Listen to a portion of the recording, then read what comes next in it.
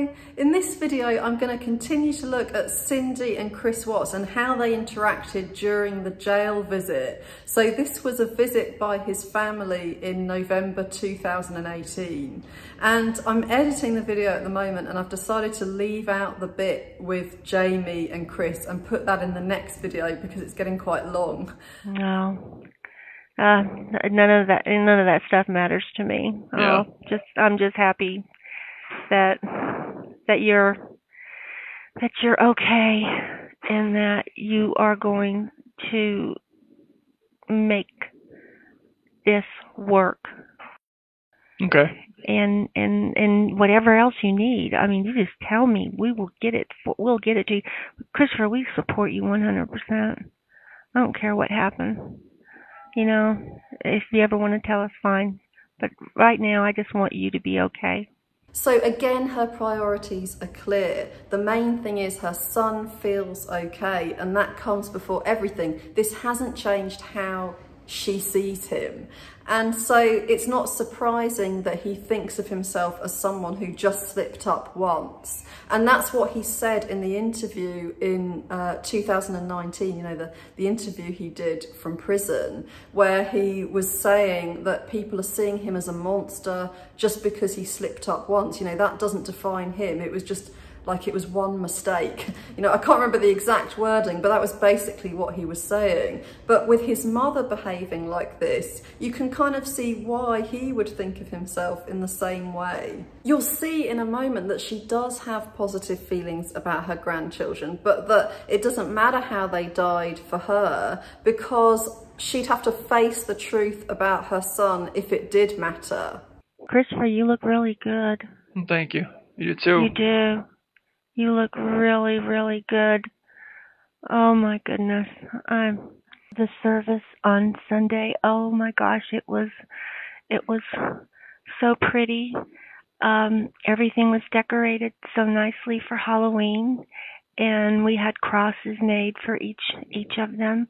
And I had bought a CD player at Walmart, and and they put the CD in, and it kept skipping and it kept skipping and kept skipping. And so they sang the song without the CD. And then the second CD they put in, it was skipping and skipping and skipping. And Monica said, okay, that's little Cece. She is over there messing with that CD right this minute. And then an eagle flew over the gravesites. And really? Yeah, and it was, and the pictures that we took, they were they had a ray of sunshine in each picture of all of them. By talking about the funeral in this way, she's telling him she sees him as someone who cares about his children, as if he had nothing to do with their deaths. So she's reinforcing this idea that what he did has nothing to do with who he is as a person. So it shows us again how much she needs to see him in this way. And I wonder how far this goes back and just how extreme it was in the past, because it's clearly very extreme now that she is intent on seeing him as she needs to. So if she was as intent when he was a child on seeing him in this way as she is now, then it can give us some idea of how restrictive things would have been for him. You know, how much he would have had to have been this person he wasn't for her, how little he would have been seen for who he really was. And I think that would explain why he's got this mask, you know, and why the mask means everything to him, and why he hasn't managed to shift it as an adult. Because these things all happen, you know, in different ways. There are different extremes, but this seems very extreme. And it was a nice service. Everyone attended, and everyone sends their love. Mike, Joey, Keith, Juana, Debbie, Linda, Christina. All of them send their love to you, Chris. Please, please, just stay strong. Promise me. I will. Promise me. I can't lose you. I won't do anything like that. No, I can't lose you. What pictures did you choose for the service? Oh, remember when we were at the splash pad in Colorado? The one where Cece just turned around and I got a really good close-up picture of her, and I used that. And then the one with Bella at the splash pad where she was wrapped up in the blanket, and she looked so peaceful, so solemn, just serious, just like you. She was just you. Yeah. She was you. She was you. So Bella didn't get to have her own personality either. It seems she existed just for her grandmother to be reminded of this fantasy of her son, of who she thought her son was.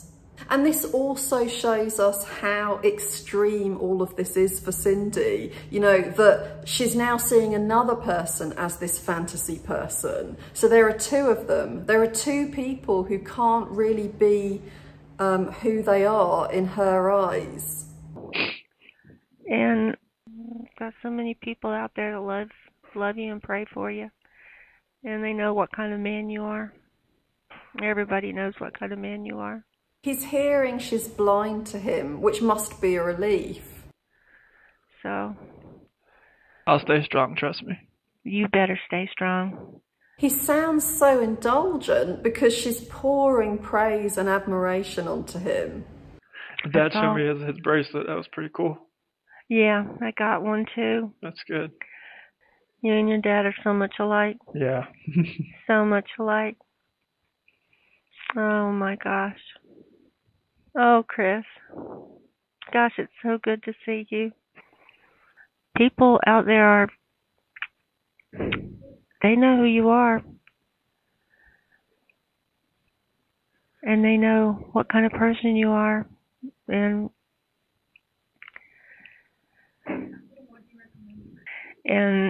you make me want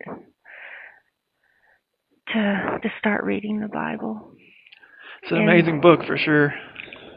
And Ronnie got baptized. Yeah, he told me about that. You're the only person in this world that can make that man do anything. We can see the power he had over both his parents, that his dad got baptized just because of what Chris said. No one else could have convinced him. That his mother has to ask him to stay strong so that she can. So it seems that he was the leader of the family. So imagine how it would have felt having his children cry for their mum when he picked them up from school. And having Shanann make jokes about him, take the mickey out of things he did. It would have been such a change from being this person that everybody listens to and follows. This is what ends up happening with a golden child because they've been given all of this power by the parent. The parent wants them to shine because that way they can feel good about themselves. And of course, the golden child isn't shining for who they are. And that's the most important point here, because it's not that they're getting lots of love and attention for who they are, that they're being accepted, in which case it would be a completely different story. It's that they're being adored for who they're not, for something they can do, but not for how they feel inside. I know, it's hard. I know it's so hard. But don't you dare give up. I won't. Don't. Because you mean too much to us. So much to us. You guys mean the world to me too, trust me. I love you, Chris. I love you too. It's got 30-something seconds. I don't think me and you've talked this long in a long time. It's been a long time.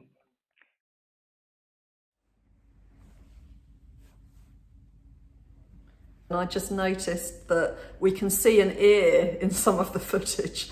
So I thought I should introduce him, but he doesn't have a name yet. Maybe you can help me to name him. You might have noticed that I have a thing about elephants. I found this little one in a shop. I wasn't going to go into the shop, but he was really staring at me from inside, and he just looked like he wanted to leave the shop, you know. He just had this look in his eyes. So I took him home, packed him under the seat of my moped and drove him home. And but I've noticed since he's got here, he doesn't really look a lot happier. He just has this sad look in his eyes. I wasn't sure about how respectful that bulldog was of him. It looked like there was some kind of strange power dynamic going on there, where the bulldog was making a bit of a point maybe. And, you know, and our little friend here was just putting up with it. He didn't seem to, he didn't show any anger. He just looked like he'd given up.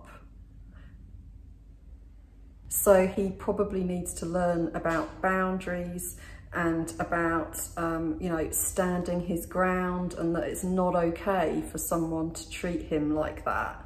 I don't know how bad things were in the shop. You know, all I saw was what I saw for a couple of minutes. So I don't know if he was usually, you know, being bullied. There were a lot of other creatures around him. So, you know, I just don't know what he's dealing with, because he doesn't say much.